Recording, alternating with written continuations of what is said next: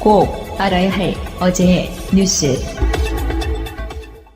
오늘 단행된 신년 특별 사면은 국민 통합과 민생 안정에 초점을 맞췄다고 정부는 설명했습니다. 고령자, 중증 환자, 유아대동 수용자 등 어려운 처지의 수용자를 적극 발굴하여 생활고를 못 이기고 소시지를 훔쳤다가 징역 8개월, 과자 한 봉지를 훔쳤다가 집행유예. 이런 생계형 범죄자를 사면 대상에 대거 포함시킨 데 대해 청와대 관계자는 장발장 사면이라는 말로 의미를 부여했습니다. 5명의 농성자와 경찰 1명이 숨졌던 용산 참사와 관련해 처벌받은 철거민 25명을 사면한 것도 눈에 띕니다.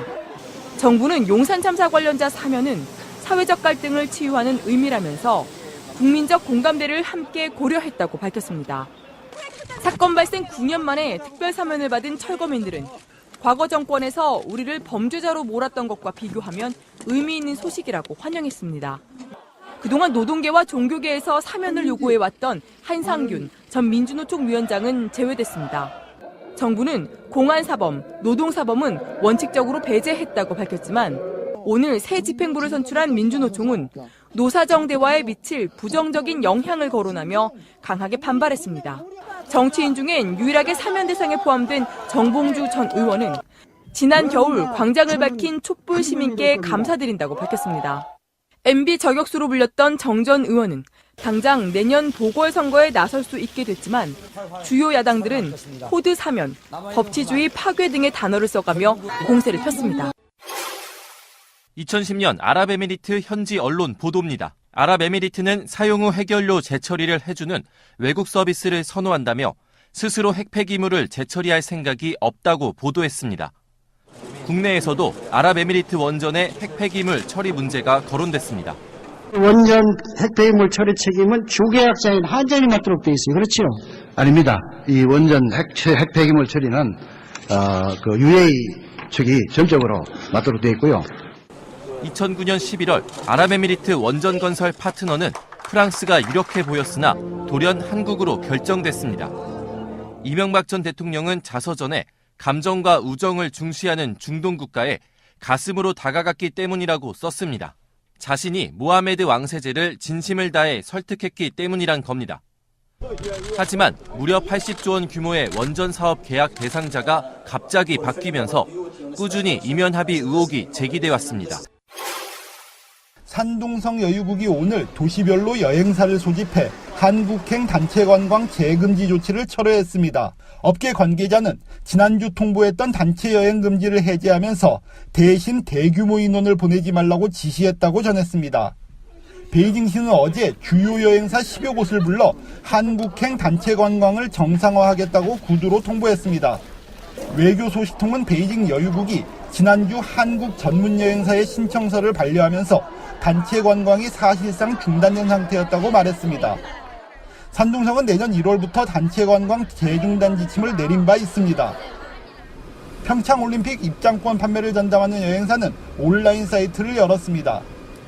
앞서 리커창 총리는 문재인 대통령과 회동해서 많은 중국인들이 평창올림픽 경기를 관람하게 될 것이라고 밝혔습니다. 한편 상하이에 이어 베이징공항 등이 어제부터 제3국행 항공권을 지닌 환승객에 한해 무비자 체류 기간을 기존 72시간에서 144시간으로 확대했습니다. 대상 국가는 한국, 일본을 포함 53개국입니다. 베이징과 산둥성 여행당국의 이번 통보에 대해 업계는 한중 관광 정상화를 향한 의미 있는 조치로 평가했습니다. 방송 중간에 좋아요를 눌러주시면 새날팬들에게 큰 힘이 됩니다. 미리 감사합니다. 트위터가 진짜 언론입니다. 강한 듯 따뜻한 남자 기정씨가 정말 좋아요. 버전을 바꿔봤어요. 심심하다고. 이게 지금 이틀 준비한 거예요? 좀 산뜻하게 제가 해볼게요. 그거 해보세요. 내가 할게. 예. 강한 듯 따뜻한 남자 기정씨가 정말 좋아요. 왜 갑자기 고음 불가가 됐어요? 고음 불가네, 그것이. 기정씨가 정말 좋아요.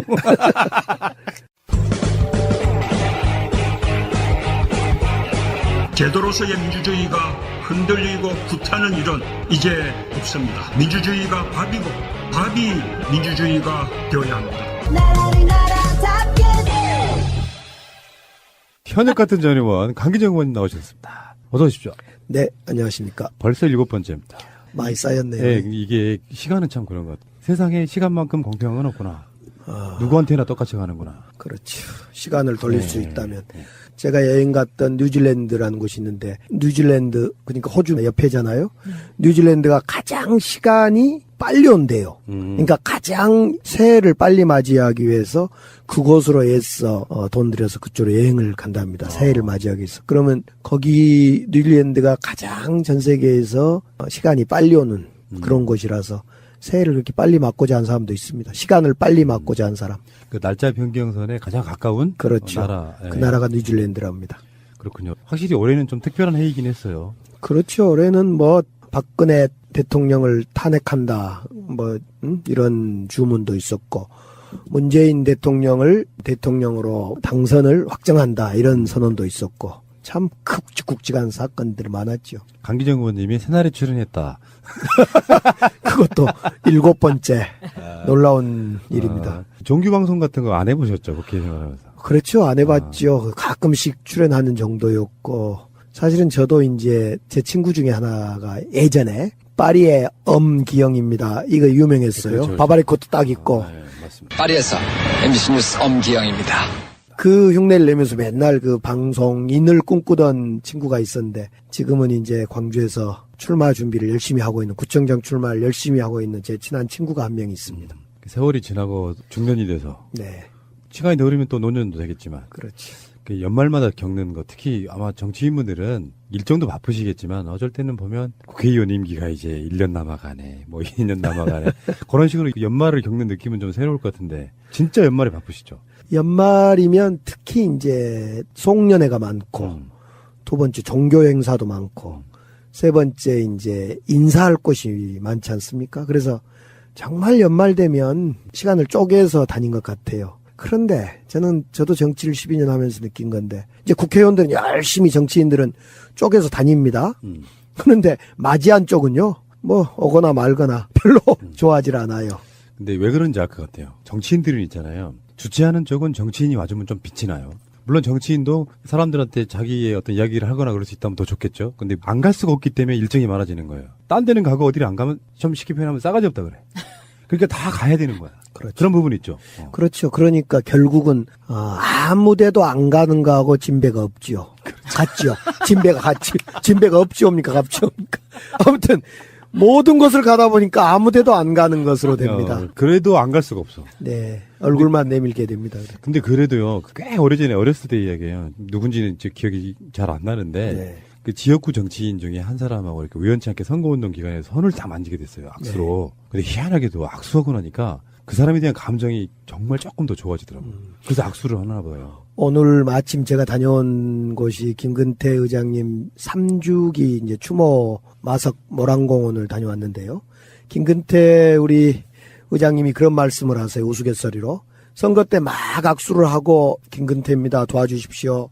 하고 악수를 하다 보면 자기 딸하고 악수를 하고 있더랍니다. 막 정신없이 악수만 하는 거예요. 도대체 어떤 분은 한 사람과 동시에 7명하고 악수를 한답니다.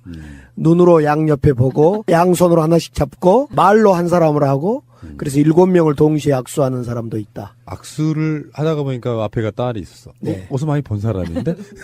아빠 저예요. 딸한테 한 표 잘 부탁합니다. 그러면 아빠 저예요. 그런 게 충분히 가능하죠. 그리고 의원님은 이제 1월 2일 날 어디에 계세요? 저는 무등산에 가 있습니다. 올라가십니까? 네. 무등산 일주도 괜찮아요? 제가 이제 송년 인사할 겸 무등산을 새벽 3시 반에 오르기 시작해서 7시 40분 해를 보면서 송년 영상을 찍으려고 갔는데요. 그걸 찍었는데 해는 뜨지 않았습니다. 제가 82년 대학 1학년 때부터 무등산을 매년 12월 31일 새벽에 올라서 해돋이를 보러 갑니다. 한 번도 본 적이 없어요. 우선 첫째는 새벽에 올라가서 해가 뜰 참에 추워서 못 견디고 내려옵니다.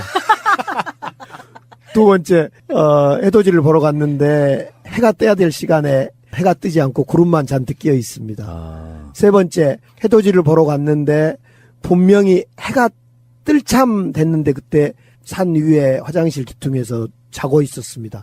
그 세 번째가 제가 지리산 케이스인데요. 언제 지리산 해돋이를 보러 갔는데 장불재에서 이제 잠시 하도 추워서 머물다가 화장실 그 벽 근처에서 바람을 피워서 머물다가 이제 천왕봉으로 올라가기로 이렇게 돼 있습니다. 근데 자고 났더니 해가 중천에 떠 있더라고요. 잔 거이 아니라 잠시 졸다가 보니까. 아이고. 그래서 무등산을 82년부터 갈 수 있는 해에 매번 무등산 지리산을 해돋이를 보러 갔는데 지금까지 해를 본 적이 한 번도 없습니다. 진짜요? 예. 올해는 꼭 보시기 바랍니다. 올해는 해 뜨고 나서 오르려고 합니다, 지금. 올해가 아니고 내년이군요. 무등산 일출은 네. 지평선 일출이죠. 바다에서 뜨는 게 아니고. 그렇죠. 지평선은 아닌데 그 뒤에 또 다른 산이 있기 때문에 그걸 사실상 그 우리가 보통 생각하는 지평선하고는 좀 다릅니다. 아, 근데 그 광주나 이런 호남 쪽에 가면은 평야지대가 많잖아요. 네. 전국에서 아마 평야지대가 제일 많은 지역이니까 네. 어떤 지역 가면은 진짜 지평선 일출이 있대요. 그것도 굉장히 장관이라고. 우리는 딱 바다 일출만 생각하잖아요. 바다에서만 뜨는 걸 대부분 보고 그런데 이 무등산은 산 자체가 무등 아닙니까? 차별이 없고 제가 그래서 어제 그런 이야기를 했는데 중소기업과 대기업이 상생하고 잘 사는 사람과 못 사는 사람이 상생하고 영호남이 상생하는 중앙과 지방이 상생하는 그런 새해가 되십시오 하고 빌고 왔는데요. 무등산 해돋이를 많이 보러 갑니다. 과거에는 무등산 해돋이 보러 갔다가 그 산 중머리째라고 하는데 네. 중봉 바로 밑에 있는 중머리째에서 온통 추우니까 그 억새를 산에 피는 거 억새 바다에 피는 게 갈 때니까요. 억새에 불을 놓고 태우고 그랬는데 언제부턴가 이제 자연보호 차원에 또 그런 건 하진 않습니다만 저희 때는 대학 때 그 억새에 불을 놓고 새벽 2시부터 해 뜰 때까지 이제 불을 쬐고 그때는 이제 독재 정권이었으니까 전두환 정권 시절이었기 때문에 이 독재 정권의 탄압을 피해서 그곳에 가서 악을 쓰고 노래를 부르고 함성을 지르고 어떤 그 마음속에 있는 민주주의에 대한 갈망 이런 걸 외치는 것이 무등산 그 중머리째였다고 생각하면 되겠습니다. 예. 광주 쪽이 민주화에 대한 의식이 투철한 것 중에 하나가 왜 그 일제강점기에도 학생운동이 일어났던 곳이잖아요. 그게 무등산의 전기가 아닌가 싶어요. 아까 말씀하신 그 내용들이 다 무등이라고 하는 의미에 다 포함되어 있잖아요. 최근에 그래서 이제 무등산 포럼도 하나 만들어졌는데요. 무등산 자체가 그 말 뜻 자체가 왠지 사람을 그냥 콕 껴안고 포근하게 만들 것 같고 왠지 그냥 그 속에 푹 빠질 것 같은 그런 어떤 느낌을 주는 거죠. 그렇죠. 자, 무등산 같은 남자 기정 씨가 정말 좋아요. 자, 잠시 후에 오겠습니다. 이명박 씨가 또 페이스북을 올리시네. 요즘에는 그 확실히 그런 게 있는 것 같아요. SNS가 발달하다 보니까 SNS 전담 기자가 있습니다. 예. 그래서 주요 정치인들이 SNS 뭐 트위터, 페이스북, 인스타그램 이런 데 어떤 내용을 올리는가를 보고 기사화 시키는데 이명박 씨도 페이스북으로 이제 신년 인사 비슷한 걸 했어요. 자, 뭐라 그랬을까요?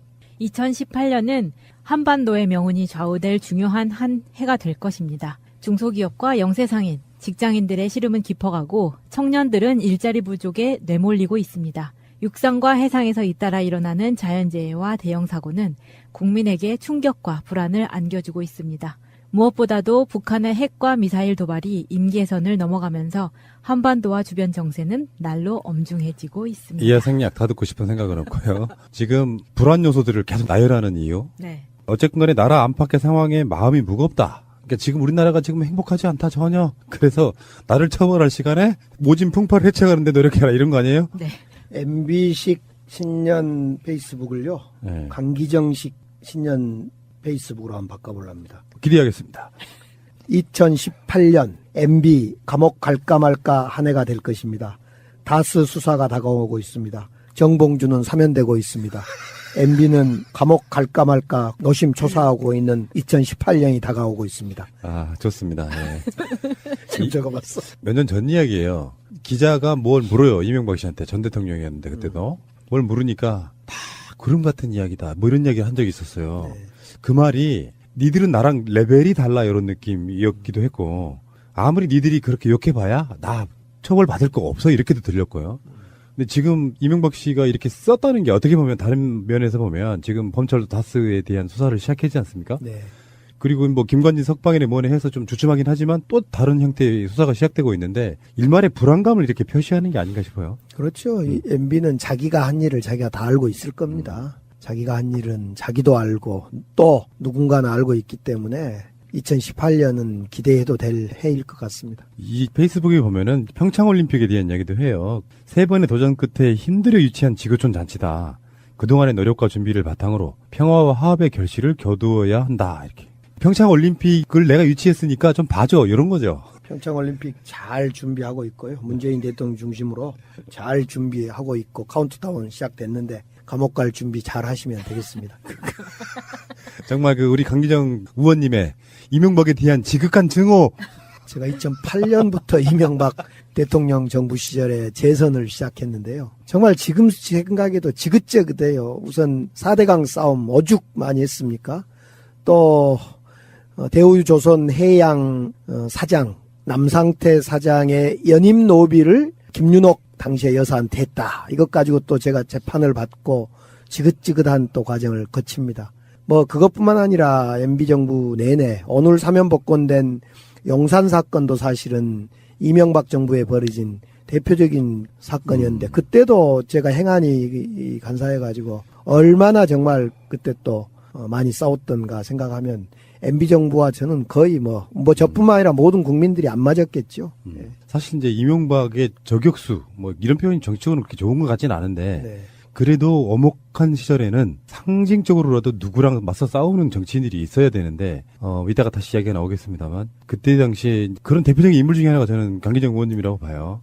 역사는 돌고 돌아서 입장은 바뀌었고 강기정 의원님은 현역은 아니지만 그래도 뭔가 마음은 편하시잖아요. 현역 같으니까 현역하고 똑같잖아요. 이따가 이야기가 나오겠습니다만 정봉주 의원과 친하신 걸로 알고 있는데 깔때기가 이게 보통이 아니시네.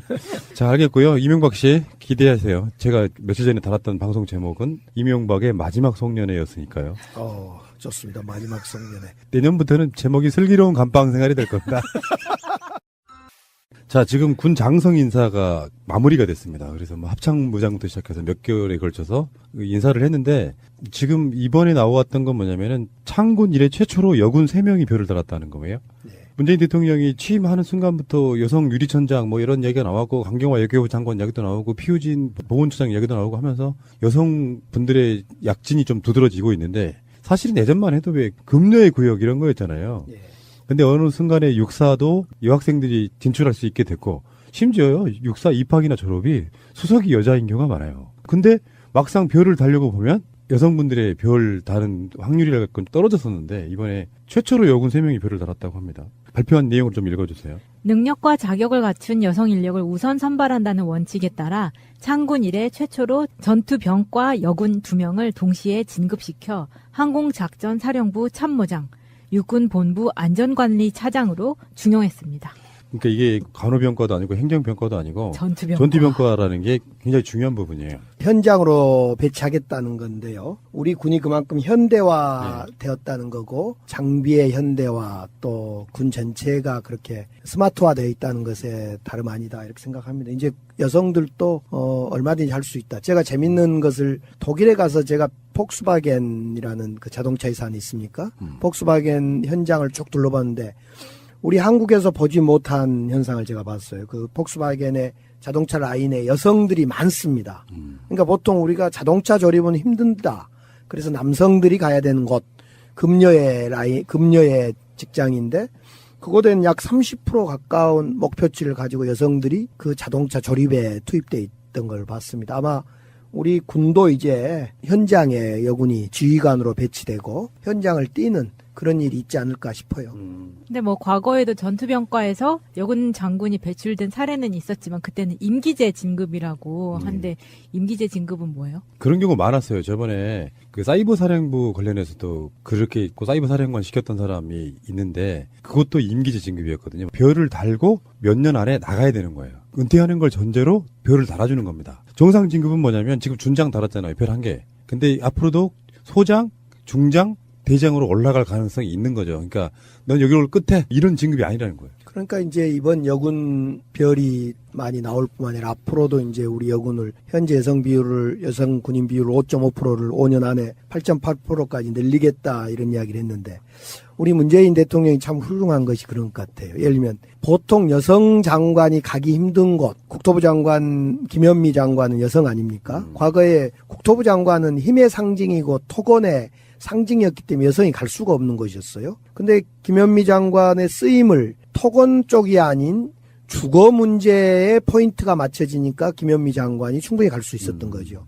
또 반대로 노동부 장관도 노동부 장관의 지금 김영주 장관인데 역시 노동도 왠지 자본의 논리, 힘의 논리가 작동한 장관으로 상징해서 늘 남성 중심이었는데 이 김영주 장관이 여성의 서문세함으로 일자리, 노동시간 단축 이런 쪽으로 고민해라 하다 보니까 여성으로 가고요.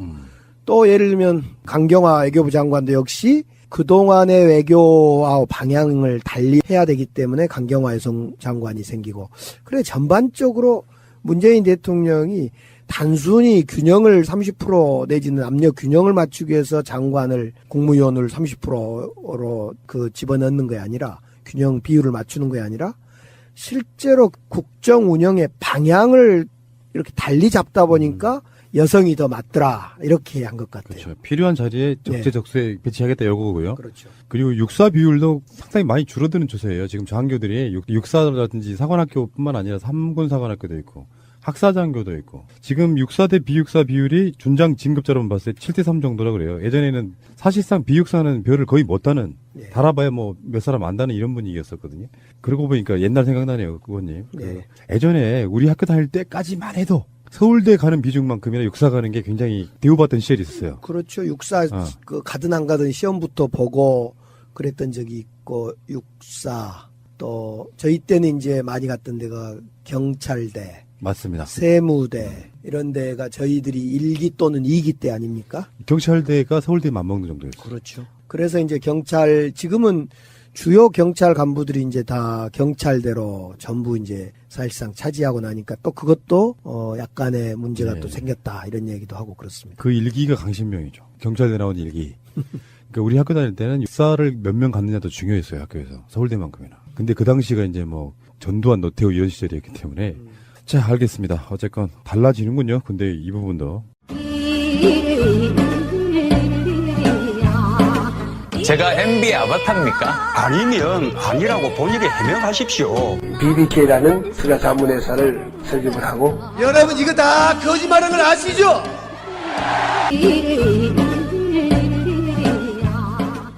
오늘의 가장 빅 뉴스는 아마 특사 이야기가 아닐까 싶어요. 네, 특사를 사실은 많이 기대하고 있었을 건데 갑자기 발표가 돼서 빠진 분들이 많이 서운해할 겁니다. 개요를 말씀드리자면요. 6,444명의 특사와 그리고 165만 명의 특별 감면이요. 이게 있는데 대표적으로 이제 뭐 먼저 뒤에 얘기를 먼저 하자면 운전면허 취소 정지 벌점 해가지고 차 몰고 업무 봐야 되는 분들 있잖아요. 일해야 되는 분들. 생계요.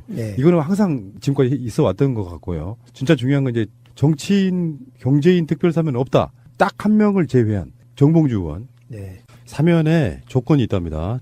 이 조건은 뭐냐면은 현재 재판에 계류 중인 사건, 사법적 판단이 끝나지 않은 사건들에 대해서는 사면 대상에서 제외됐다. 뭐 그렇기 때문에 지금 세월호라든지 등등의 사건들은 지금 사면 대상이 안 된 거예요. 그리고 정봉주 의원 같은 경우는 17대 이명박이 뽑히던 당시에 11대 대선 관련해서 전부 다 소취혈한다든지 또는 뭐 사법적 판단을 내린다든지 이런 식으로 끝났는데 정봉주 전 의원에 대해서만 지금까지 이명박 재임 기간, 박근혜 재임 기간에 전혀 사면을 해주지 않았죠. 그런 면에서 정봉주 의원은 아주 특별한 케이스라고 할 수 있고요. 그 당시 관련자들은 다 사면되거나 법적인 문제가 다 끝났는데 정봉주 의원만 지금 10년 정도를 이렇게 법적인 문제에 있어서의 사면이 안 됐다 이런 거고요. 안철수 씨가 그랬죠. 왜 정봉주만 사면했느냐. 이런 이유를 모르니까 어떤 공감력도 없이 막 뱉는 게 아닌가 이런 생각을 해봅니다. 정봉주 의원이 얼마 전에 나는 국회의원 출마 안 해라는 얘기를 했어요. 다른 방송에 나와서. 나는 이제 그쪽 국회에는 떠났다. 내가 지금 들어가 봐야 그때 당시 초선이었던 뭐 그때 당시 이렇게 어떤 급수라는 게 있어서 안 나간 데서 정치인으로 분류를 안 한 게 아닐까. 정봉주 의원 같은 참 억울하지요. 당시에 저는 그래서 오늘 그런 페이스북을 남겼습니다. 정봉주 특별사면 절반만 박수 보낸다. 축하한다. 나머지 절반은 정봉주 전 의원이 재심을 청구해서, 즉 다스가 이명박 거란 거 밝혀지고 그에 따라 재심 증거가 확보되면 재심을 청구해서 정말 그동안의 감옥과 마음과 몸, 정신적 고통받은 것이 위로받을 때, 그때 내가 나머지 절반을 축하하겠다. 그래서 오늘은 2분의 1 축하만 보냈습니다. 그때 옆에서 많이 지켜보셨죠? 그렇죠. 대표적으로 맞습니다. MB정부 출범한 2007년, 8년 그때 BBK 특별법 사운이 나고요. 저하고 정봉주 의원 등이 나르는 정봉주, 나르는 강기정 막 날라다녔죠 그때 뭐. 이번 지금 특별사면 관련해가지고 자료화면 내보내는데 역시 현역 같은 전 의원이세요. 정봉주 의원하고 같이 나란히 걸어가는 모습이 자료화면으로 나가더라고요.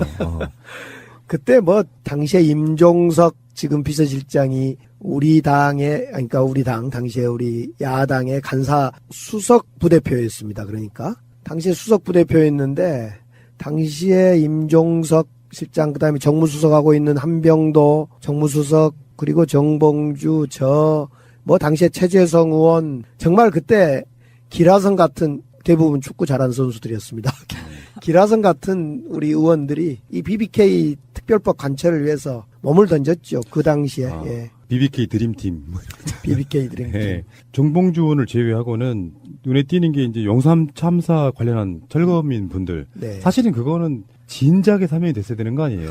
그렇죠. 용산 참사가 2009년에 설 직전에 일어난 일인데 제가 행안위 간사를 하고 있을 때인데, 그때는 정말 참담했습니다. 그 한겨울에 그 옥상 막루에 불이 나서 7명이 죽고, 이번에 사면된 25명이 결국 재판을 받았던 거 아닙니까? 감옥도 가고 죽기도 하고 재판도 받고, 가족이 죽고 가족이 감옥 가고 아버지가 죽고 자식이 감옥 가는 이런 참담한 현실인데, 그 당시에 제가 이제 7대 의혹, 당시에 너무 정말 과잉 진압이었고 안전수칙도 지키지 않는 진압에 대해서 저희들이 많이 싸웠는데 정말 꿈쩍도 안 했죠, 이명박 정부는. 제가 그 용산 참사 현장이 집에서 가깝기도 했고요. 직접 가서 보기도 했고요. 그리고 지금도 기억납니다. 그 건물이 남일당이라고 하는. 남일당. 네. 그 건물 2층에 호프집이 하나 있었는데, 네. 30년 만에 초등학교 동창들 첫 동창회를 했던 호프집이 거기 트랩이라고 하는 호프집이 있었어요. 거기서 하고 나서 나중에 그 사건이란 거라서 너무도 잘 기억이 나는 곳이고, 지금 현재는 주차장으로 쓰이고 있다는 그 공간이 거기에요. 그때 사건이 벌써 언제적이에요? 이제 지금 사면된 거고요. 2009년입니다. 그것이 2009년 1월. 거의 10년 다 돼가는 그런 느낌인데, 네. 문제는 이제 지금 나오고 있는 게 언론의 설레발일 수도 있다고 생각이 드는데, 정봉주 의원은 사실 아까 제가 말씀드린 게 농이 아니라 정치인으로 사면해 준 건 아니라고 봐요. 네. 여러 가지 억울한 지점과 또 언론이 해석하기 나름이겠지만 지금 다스 문제 같은 게 연결돼서 네. 이 부분은 사실상 정봉주 의원은 억울하다는 측면에서 사면이 된 것 같고, 네. 언론의 설레발은 뭐였냐면 사면을 하게 되면 누구누구가 포함될 거야, 누구누구가 포함돼야 한다 이런 얘기가 있었고요. 예상됐던 인물들 중에 한상균, 이석기뿐만 아니라 이광재, 한명숙, 그리고 강정마을 관련한 분들, 세월호 집회와 관련한 분들도 사면이 안 됐거든요. 네. 근데 이게 지금 법무부의 발표를 보니까 어떤 절차나 어떤 과정상에 있어서 다 완결된 분들 위주로 했다 이렇게 이야기를 하고 있더라고요. 네. 그러면 내년에 한 광복절 정도의 특사가 한 번 더 있지 않을까 이런 생각을 해보는데. 저는 개인적으로 한상균 민주노총 위원장도 사면돼야 된다 동의했고요. 그다음에 강정마을 같은 경우도 제주 원희룡 지사가 요청한 분들이니까 사면을 해야 되는데, 아마 여러 가지 절차나 또 여러 가지 그런 정치인 사면보다도 민생 사면 위주로 하다 보니까 이런 사면이 된 것 같고, 생계형 민생 사범 중심으로 결국 지금 용산 건 같은 경우는 사실은 너무너무 억울하고 분통 터진 일이기 때문에 잘한 것 같아요, 사면을. 특히 이제 형도 다 마감됐고 이런 일이기 때문에. 그래서 남은 이제 2차, 3차 앞으로 사면 기회가 있다면 강정마을 마을 분들이라든가 사건 관련자들이라든가 또 한상균 위원장 등 사면해야 할 분들이 많다고 생각합니다. 예. 컷오프를 사면해주는 이런 건 없나요? 그것은 타임머신을 타고 역사를 뒤돌려야 되는데 그것은 명예회복은 될 수 있어도 그러니까요. 실효성이 별로 없을 것 같습니다. 전에 왜 그 정현주 사장이요, KBS. 네. 배임 이런 걸로 걸었어요, 쫓아내려고. 그래서 쫓아내야 되고, 배임에 대해서 대법원이 결국은 죄 없음 무죄를 냈단 말이에요. 네. 그리고 나중에 KBS 사장의 인면에 대해서도 불법이다 이렇게 판결이 나왔단 말이에요. 그러면 되돌아가야 되는데 이미 사장이 새로운 사장이 앉아서 업무를 보고 있어요. 이게 세상에 억울한 일이에요, 이게. 네. 저도 그런 억울한 경우가 몇 번인데, 저뿐만 아니라 많은 사람들이 검찰의 공소권 남용으로 기소가 돼서 재판을 받아서 불구속 재판을 받아서 무죄가 되면 아무 그 형사보상금도 없어요. 아무것도 없어요. 하다못해 변호사비도 뭐 없어요. 그렇기 때문에 검찰에서 기소권 남용을 하지 않아야 되는데, 그래서 최근에 문재인 정부 들어서서 한 가지를 했더만요. 1심, 2심에서 무죄일 때는 당연히 3심의 항소를 검찰에서 하거든요. 상고, 즉 항소를 하는데, 앞으로는 어떤 항소위원회의 심의를 거쳐서 하겠다. 그러니까 누가 보더라도 1심, 2심은 무죄가 나면 검찰에서 자중해야 되는데, 그걸 끝끝내 그냥 무죄 나왔기 때문에 자존심 상하기 때문에 끌고 가는 일을 계속 하더라고요. 저도 그런 경우를 당했고. 지금도 그러고 있잖아요. 그러니까 제가 국정원 댓글 사건, 셀프 감금 사건 1심, 2심 무죄인데 3심으로 또 가 있어요. 이거 참 말이 안 되는 건데. 얼마 전에 왜 우리 방송에 나오는 김승하 지부장 이야기도 네. KTX 그 부분이요. 네. 1심, 2심이 다 복직을 허락하는 판결이 나왔어요. 그래서 철도공사도 거기에 대해서 승복하겠다 이랬는데 갑자기 뜬금없이 대법원에 항고를 해요. 근데 대법원에서 뒤집히잖아요. 도대체 뭔지를 모르겠어. 정말 말이 안 되는 판결이었어요. 자, 알겠습니다. 어쨌건 사면 받으신 분 축하드리고요. 사실은 이 사면 말고도 아까 제가 말씀드린 것처럼 특별 감면 이런 것들 받으신 분들은 악의는 없는데 법에 의해서 처벌을 받다 보니 생계가 힘들어진 분들에 대한 이런 것은 가장 중요하다고 생각합니다. 나라가 정권이 바뀌었다는 의미에서 상징적인 것 같고 아직 사면 못 받으신 분들도 때가 있을 거라고 생각이 들어요. 뭘 이렇게 특별히 배제한다 이런 것보다는 정봉주 전 의원은 분명히 정치인으로 사면 아닙니다. 정치 앞으로 안 한다고 했기 때문에 일반인으로 사면된 게 아닌가 싶어요. 방송인 정봉주. 그렇지. 방송인이기 때문에. 네. 잠시 후에 다시 오겠습니다. 자, 어제요. 굉장히 어마어마한 뉴스가 나왔는데 사실은 이 뉴스가 지면을 덮지를 못하더라고요. 일단 개요는 뭐냐면은 남재준 박근혜 정부 초대 국정원장의 어떤 비리를 지금 수사하는 중에 나온 이야기인데 박근혜 정권의 국정원이 이명박 아랍에미리트 원전 수출 관련해 가지고 조사를 했었다는 거예요. 근데 그게 나오는데 이야기 핵심이 뭐냐면은 우리나라가 아랍에미리트에다가 원전을 수출하는 대가로 여러 가지가 있었거든요. 그중에 대표적인 게 건설비 같은 거 다 대주는 목적이었어요. 사실 아랍에미리트가 석유가 펑펑 나오는 나라인데 원전이 그렇게 필요하지는 않았을 것 같고 이명박이 원전을 아랍에미리트에 수출하면서 거기에 이면 계약으로 뭐가 들어있었냐면 핵 폐기물의 국내 반입을 약속했다는 거예요. 그 이야기를 박근혜 정권의 국정원이 이제 조사를 중이었다 이런 이야기였고 청와대에서는 그게 임종석 실장이 UAE 간 거랑 상관이 없다라고 이야기를 하고 있고요. 어쨌건 간에 지금 자유한국당 쪽의 논리랄까 공격은 문재인 정부의 탈핵 정책 때문이 아니라 지금 이게 연관이 있다고 하면은 이명박의 이명계약, 핵폐기물에 이런 게 우리나라에 둘 공간이 없습니다. 그 핵폐기물 우리가 가져오겠다는 거고 그 약속으로 이명계약을 했다는데 문제는 더 핵심이 하나가 더 있죠. 뭐냐면 리베이트예요.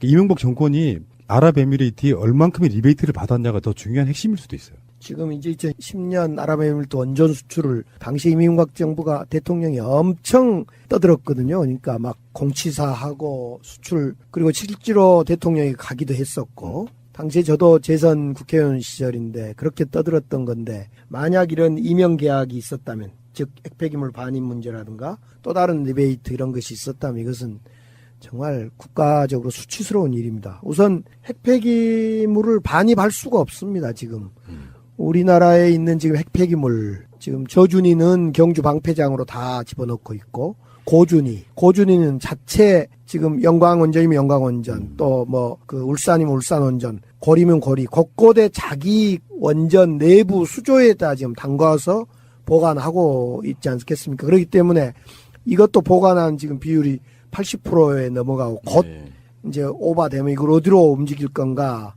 이런 고민을 하고 있기 때문에 핵폐기물 고준위 핵폐기물을 한국으로 반입한다. 이건 있을 수 없는 일입니다. 지금 유럽 나라 그러니까 독일 제가 있었던 독일이나 이런 데도 온통 원전을 이제 독일은 다 2022년까지 폐기를 해 가는데요. 완료를 하는데 폐기를 문제는 이 폐기물을 어떻게 할 건가가 역시 거기에도 핫 이슈입니다.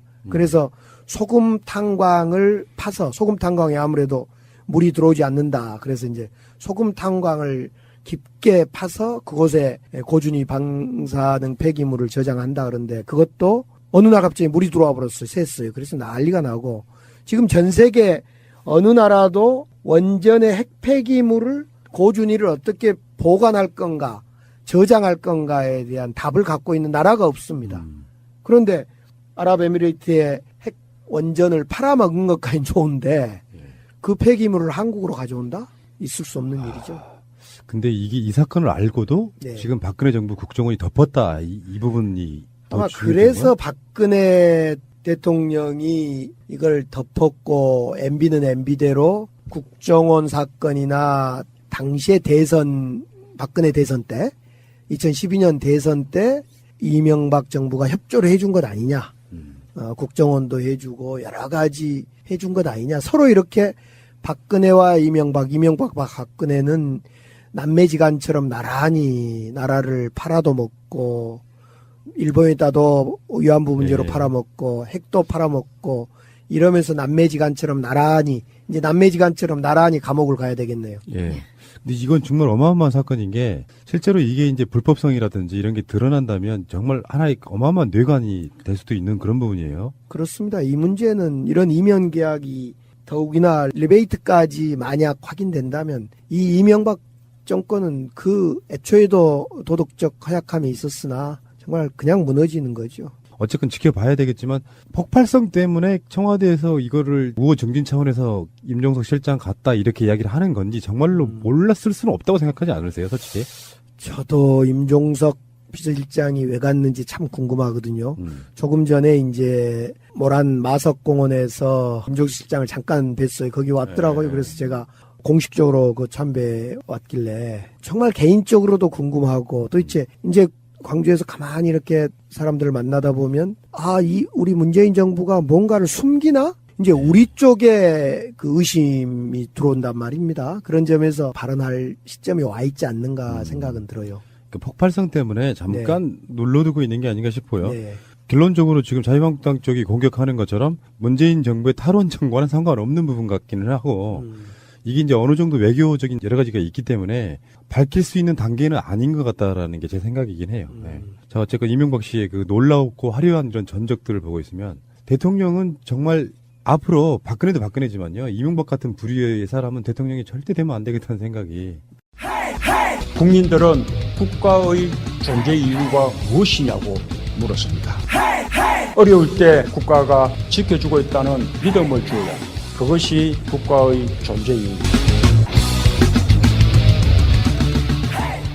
2년 전이죠. 2015년 12월 28일 위안부 합의에 대한 진상조사 결과가 딱 2년 만에 나온 건데 문재인 대통령도 입장 발표를 했어요. 그래서 정부 간의 공식 약속을 인정하면서도 국제사회의 보편적 원칙에는 위배됐다.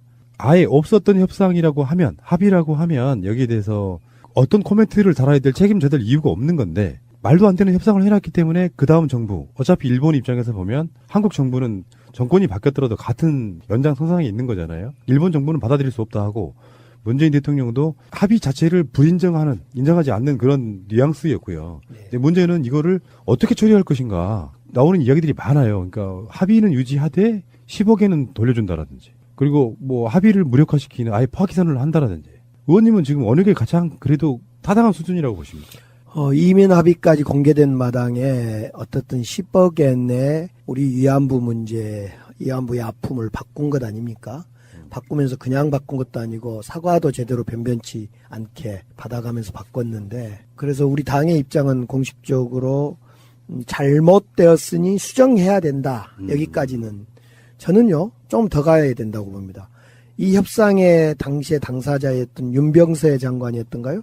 윤병세 장관은 엄하게 책임을 물어야 된다고 봅니다. 옛날 같으면 목이 달아나야 될 상황입니다. 이 나라를 팔아먹는 이완용에 준하는 일입니다. 이것은. 그래서 이건 교과서에 기록해야 되고 이 윤병세 장관을 중심으로 해서 그 나라를 팔아먹는 매국노들을 처단해야 된다. 이렇게 생각하고요.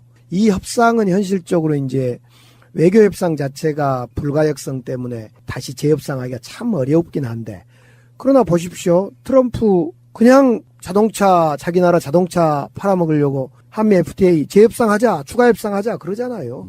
저는 우리나라 문재인 대통령이 어제는 직접적으로 표현 안 했지만은 우리 대통령이 그런 표현을 설령 안 하시더라도 못 하시더라도 외교 관계 때문에 우리 국민들이 당당히 저는 외쳐야 됩니다. 이건 당연히 재협상, 뭐 추가 협상이라 해도 좋습니다만 재협상 돼야 되고 지금 이면에 네 가지 공개되지 않는 네 가지 부분을 보면 이건 완전히 10억 원에 우리를 홀라당 넘겨 나라를 팔아먹는 것처럼 위안부 문제를 팔아먹은 거거든요. 다시 재협상해야 되죠, 이것은. 이건 우리나라가 좀 더 크게 오히려 더 화를 내서 약간 일본하고 탄핵 정부와의 공범 모의한 거 아니냐 이런 식으로 더 몰아붙여도 되지 않나. 그러니까 문재인 대통령이 좀 신사적으로 표현을 했죠. 네. 사실은 핵심은 이거예요. 이 합의로 위안부 문제가 해결될 수는 없다. 이 문장입니다. 이 합의 자체가 뭔가 부족했다. 사실 니들한테 금전적인 보상받고 이러는 게 중요한 게 아니라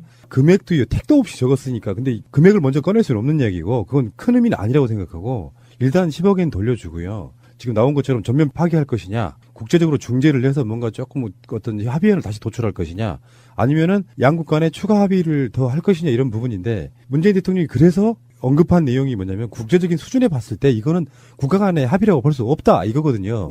그러니까 일본도 나라와 나라 간의 한 합의를 이렇게 일방적으로 깨는 게 어딨냐라고 할지 모르겠지만 무슨 조약도 아니고요. 이거는 당연히 정권이 바뀌었으면은 받아들여야 된다고 생각해요. 일본의 이런 모습은 지금 어제 오늘 문제가 아니라 사실은 한일협정 맺었던 63년인가요? 65년인가요? 65년 한일협정 때 맞습니다. 역시 테프라카스트 밀약 때도 우리가 이걸 경험을 했습니다. 돈 유상차관, 무상차관 등등과 침략의 역사를 뒤바꿨던 김종필 당시에 김종필이 협상 대상자였는데요. 박정희, 김종필이 협상에서 우리 침략의 역사와 국교 정상화를 바꿔먹었는데 그때 한번 했던 것을 그대로 딸 박근혜가 똑같이 따라서 했다는 것이 참으로 이 역사가 불행한 역사를 지금 반복해온 거죠. 계속 문재인 대통령 입장에서는 좀 일본의 반응을 꾸준히 지켜볼 가능성이 있는데 이제 이게 평창 올림픽과 좀 연관이 돼 있을 수 있어가지고 문재인 대통령 성격이 좀 그러시더만요. 오기 싫으면 오지 마.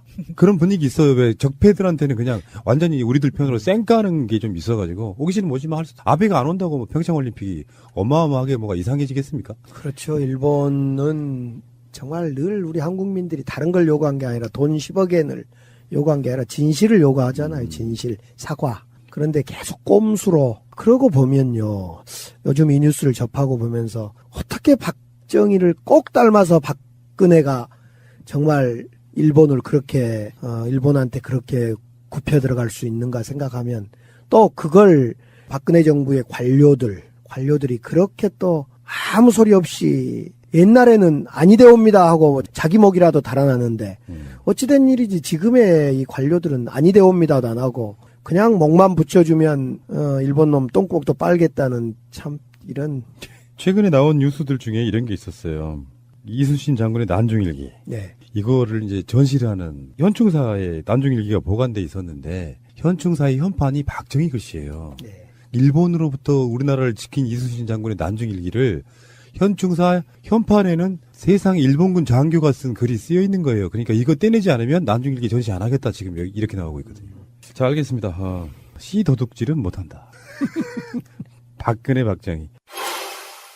당무감사 이후 오랜만에 최고위원 회의를 연 홍준표 대표는 새해부터 지방선거에 집중하겠다고 밝혔습니다. 특히 새 인물 영입을 가장 중요한 전략으로 꼽았습니다.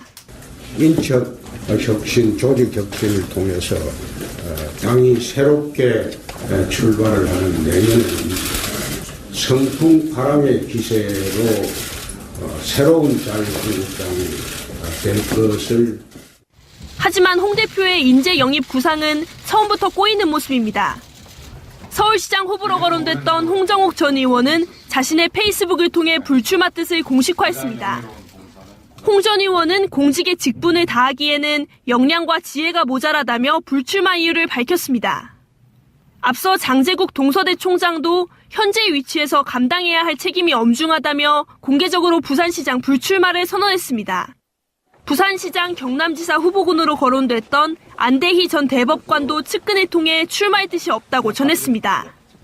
홍 대표는 새해부터 김용태 의원을 내세운 제2혁신을 가동해 당내 전략을 맡기고 자신은 지방선거를 초반부터 직접 관리하겠다는 뜻을 나타내왔습니다.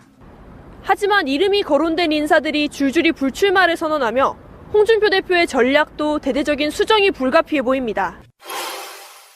자유한국당이 지방선거에 있어서의 가장 난항을 겪고 있는 것은 TK 지역을 제외하고요. 타 지역에서의 인물난을 겪고 있다는 거예요. 그래서 반전의 계기로 민주당 후보에 대항하는 히든카드를 하나 내겠다라고 설왕설래가 됐던 게 바로 홍정욱 씨였어요. 홍정욱 전 의원, 지금 헤럴드 사장이죠. 네, 그렇죠. 이 사람이 계속해서 설왕설래가 되니까 직접 SNS 통해서 밝혔어요. 이렇게 밝히는 게 도리라고 생각한다. 이런 거 있잖아요. 누군가가 출마설을 계속 흘리면 거기에 대해서 부인 안 하면 즐기고 있는 거잖아요. 정치인들은. 그렇죠.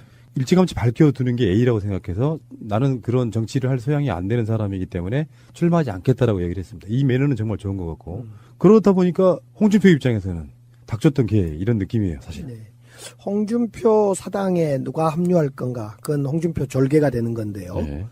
공당이 아닌 홍준표 사당에 합류하는 순간 홍준표의 졸개인데 이 홍준표 대표는 아무리 가도 내년 지방선거면 홍준표 사당은 끝이 나는데 거기에 합류해서 자기의 명예를 더럽힐 수 있을 거냐.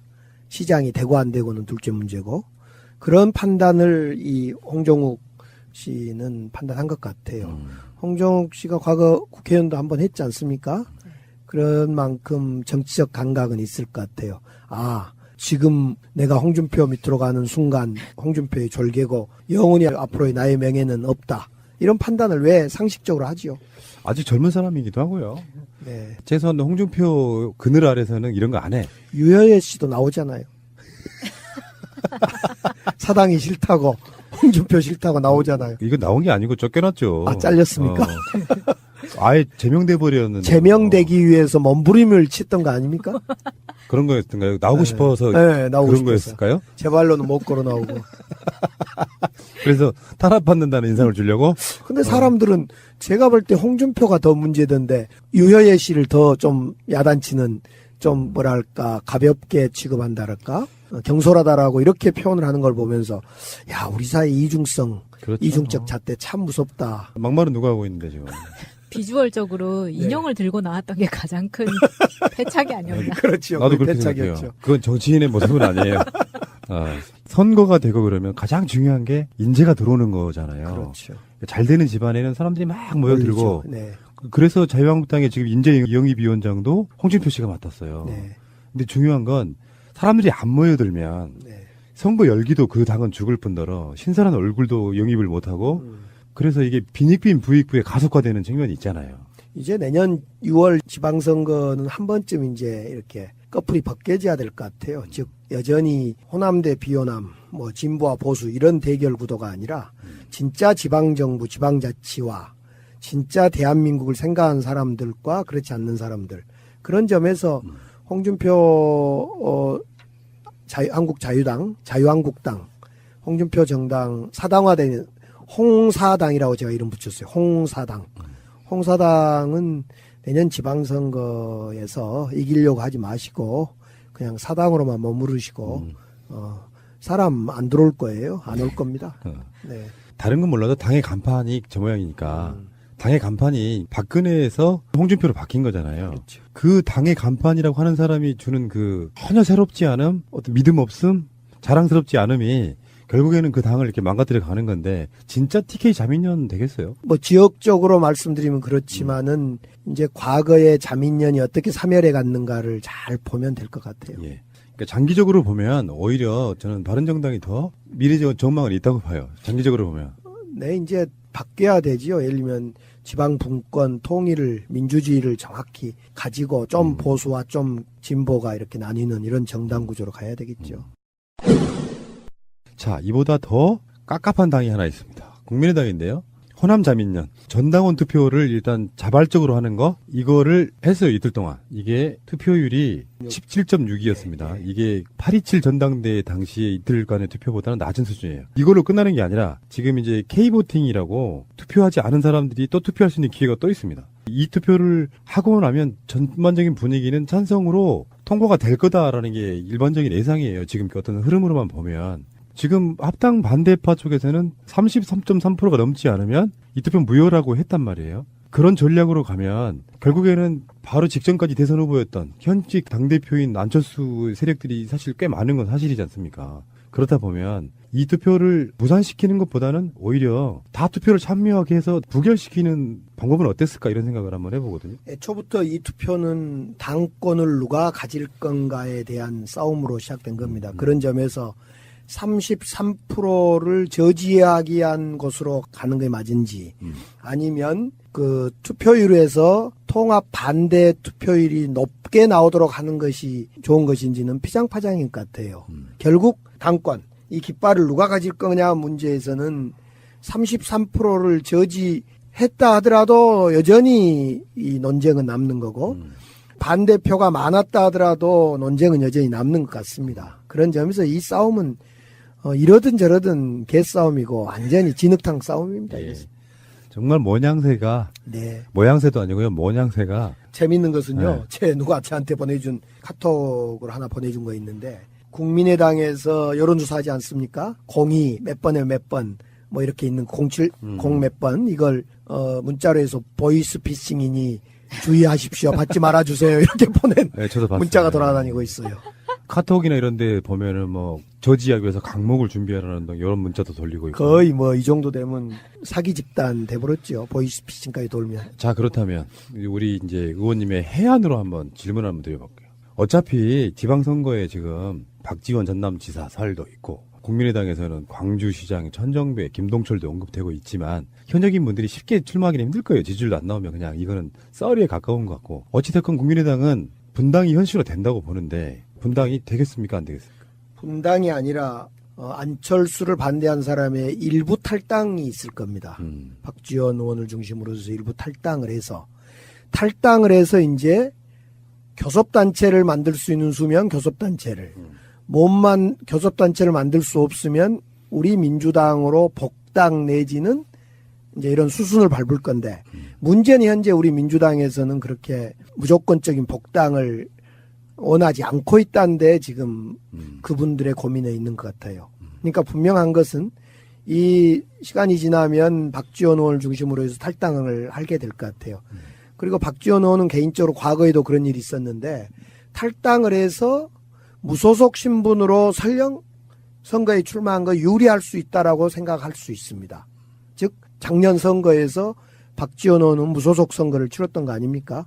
물론 나중에는 이제 국민의당에 들어가긴 했습니다만은 결국 박지원 전 대표는 대표를 비롯해서 일부는 탈당을 해서 무소속의 대기 상태로 있으면서 진로를 고민하게 될 거다. 이건 확실한 것 같아요. 그러는 과정에서 그러면 어떤 상황에 민주당과 함께 할 것 같냐. 이것은 순전히 바른정당의 상당수가 자유한국당에 입당을 해서 자유한국당이 만약 일당이 되게 되는 그런 상황에 가게 됐을 때 우리 민주당은 고민이 시작될 거라고 보여집니다. 무소속 지역에 있는 박지원 의원 등을 받을지 말지. 네. 근데 지금 합당 반대 현역 의원이 21명이에요, 공식적으로만. 네. 그러면 굳이 무소속으로 있을 필요 있나요? 이제 그러면 이제 원내 교섭단체를 만드는 거죠. 그리고 이제 당까지로 만들 건가 문제는 그 다음에 판단하겠죠. 당을 만들어서 우리 당과 협상을 할 건지 그렇지 않고 무소속 상태로 남아 있으면서 추후 지금 이제 선거법 개혁특위나 이런 특위가 운영되기 때문에 선거법의 개정 방향을 보면서 충분히 저는 무소속으로 또는 또 다른 당으로 아니면 민주당에 입당하는 방식 다양한 카드가 있기 때문에 지금 당장 성급히 자기의 진로를 결정하지 않을 거라고 봐요. 그러니까 안철수 씨가 하는 행보를 보면 뻔히 예상되는 것들을 갖고도 강행했다고 하면 사실은 안철수 자체는 이제 호남은 버렸다라고 보는 것도 맞겠죠. 내가 선거 기반을 호남으로 하지 않고 진짜로 보수나 중도 보수 쪽으로 가겠다라고 하는 자기 의지를 드러낸 거라고 보는 게 맞죠. 안철수 생각은 호남을 버렸다기보다도 호남의 오래된 정치인을 버렸다라고 말을 하겠죠. 호남의 국회의원들이 호남의 지지를 전혀 못 받고 있기 때문에 오히려 호남의 지금 오래된 지금 국회의원들을 버리고 상징적으로 새로운 호남의 부대를 만들면서 호남을 새롭게 하겠다라고 포장할 수도 있겠죠. 그러니까 예전 같으면 정치공학적으로 봤을 때 호남으로부터 배척당한 안철수는 사실은 이제 TK나 PK 쪽으로 넘어가서 네. 그쪽 지지율을 가져올 수 있는 부분도 있다는 어떤 그런 계산이 있었을 거라고 봐요. 네. 그러니까 호남 지지율이 한 대선 끝나고도 한 7개월 넘게 전혀 회복이 안 되고 있는 상태를 지켜보면서 이 시점에서 그냥 요식행위로 호남 가서 당원들 이야기도 들어보고 하지만 뻔히 바른정당과의 합당에 있어서 반대의 목소리가 극렬한데 밀어붙인다고 하는 것은 외연 확장의 문제도 있겠지만 사실 속내에서는 호남 떨어져 나가도 상관없다 이렇게 정치적인 입장을 갖고 있는 거잖아요. 호남은 진직 떨어져 나갔고요. 지금 현역 의원 일부 통합 반대하는 사람들이 있든 나가든 호남의 지지 여부하고는 아무 관계가 없다. 이렇게는 이제 기본 분석은 그렇게 하고 있는 것 같아요. 아, 그렇군요. 네. 자, 어쨌건 오늘도 좋은 말씀 많이 들었고요. 빨리 가셔야 되니까 마지막 방송 고생하셨고요. 새해에 뵙겠습니다. 고맙습니다. 새해에 뵙겠습니다. 예. 사랑도 명예도 이름도 남김없이 한평생 나가자던 뜨거운 맹세 통치는 간대요 깃발만 나부껴 새날이 올 때까지 흔들리지 말자 세월은 흘러가도 산천은 안다 깨어났어 외치는 뜨거운 함성 앞서서 나가니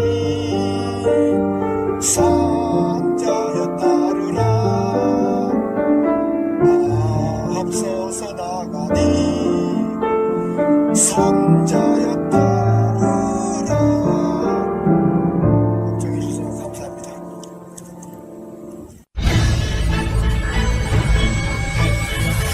꼭 알아야 할 한 발짝 늦은 뉴스.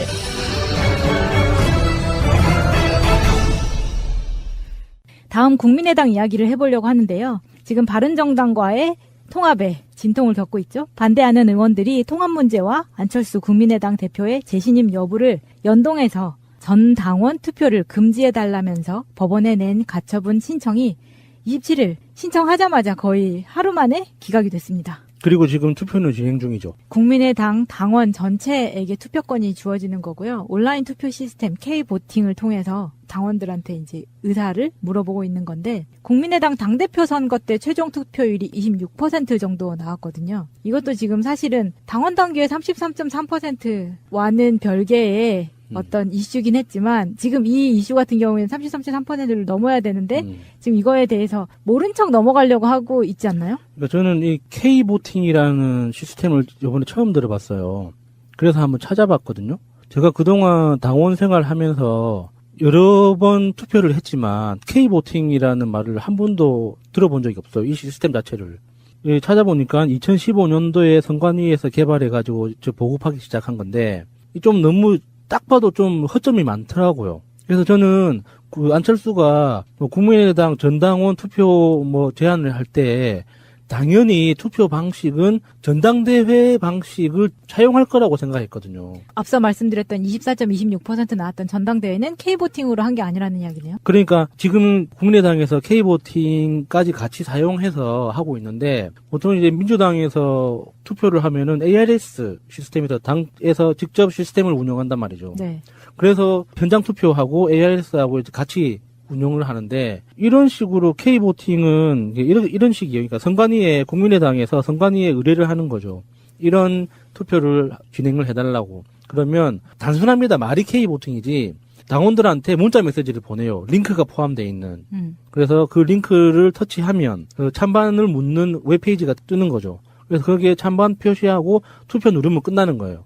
그러니까 이게 그러면 안 되지만 허수 투표가 발생할 때 그 허수가 무엇인지 추적하는 게 어려운 방식인 거죠. 그러니까 당 내부에서도 그런 반발이 있는 거잖아요. K보팅이라는 시스템 자체가 믿기 어렵고 그리고 전체 투표 참여율이 30%가 안 될 경우에 그게 어떻게 전 당원의 의사를 대변하는 것이냐. 그러면 안철수를 지지하는 측에서는 30%만 넘으면 되잖아요. 그러니까 그 30%를 넘길 수 있는 방식은 K보팅 시스템에서는 너무 많이 보이더라는 거죠. 그 방법이. 국민의당과 바른당 야합권은 지금 웃기게 돌아가고 있어요. 지금 야수님이 얘기한 것처럼 3분의 1이 넘지 못할 때 어떤 일이 벌어질 건가, 또는 이걸 넘기기 위해서 얼마나 애를 쓰고 있는가, 이런 거는 있는데, 문제는 안철수가 투표 동료만 하면 괜찮은데 자기의 통합에 대해서 지지해달라는 메시지를 계속 보내고 있거든요. 제 신임 투표다. 이런. 그러니까. 예. 그러면 이거 우리 상식적으로 얘기하면 이거 부정선거예요. 아, 그렇죠. 예. 네. 선거 기간에는 공정해야지. 본인이 당대표인데, 그러면 공정하게 많이 투표해 주십시오까지만 해야 되는데, 지금 이 안철수와 유승민이 같은 메시지를 내보내고 있어요. 통합에 찬성해달라는 메시지를. 지금 그러니까 이 통합 반대하는 쪽에서 지금 난리가 난 거예요. 그래서 이게 나쁜 투표다, 투표하지 말자, 그래서 투표 거부 운동이 벌어지고 있고, 지금 이런 상황이 되고 있는데, 첫날 공식적으로 나온 투표율을 보면은요, 선거인단이 25만 5,786명인데 3만 1,843명이 투표해서 12.45%를 기록했대요. 좀 이거는 경이적인 기록인데, 잘못하면 33.3%가 넘어갈 것 같은 그런 느낌도 좀 있거든요. 아니, 뭐, 너무나 많아. 지금 어차피 국민의당은 내부적으로 쪼개져 있는 상태고, 누가 나가느냐의 문제를 가지고 이제 이전 투구를 하는 것 그렇죠. 뿐이죠. 예. 그래서 이 투표의 결과가 그 분당 자체에 영향을 줄 거라고 생각하진 않아요. 그러니까 안철수는 어쨌거나 지금 이 상태로는 안 된다는 거거든요.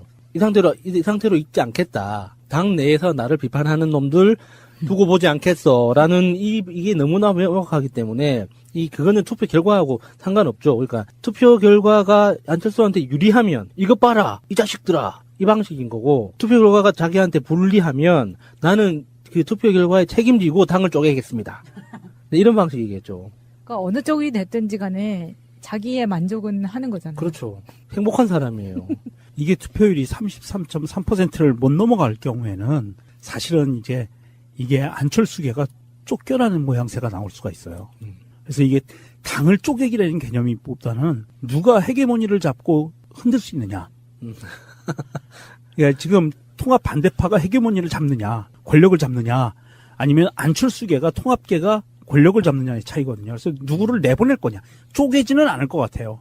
이게 또 예언자 놀이를 한번 한다면요.